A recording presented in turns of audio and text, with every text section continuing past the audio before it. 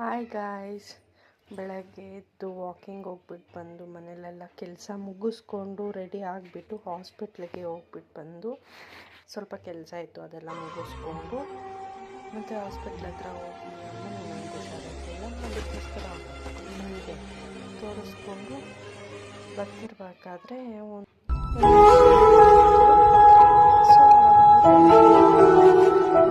ಒಬ್ಬರ ಹತ್ರ ಕೆಲಸ ಮಾಡಿದಾಗ ಅವ್ರು ಏನಂದ್ರೂ ಅನ್ಸ್ಕೊಂಡು ಕೆಲಸ ಮಾಡಬೇಕು, ಯಾಕಂದರೆ ಪರಿಸ್ಥಿತಿ ಹಂಗಿರುತ್ತೆ.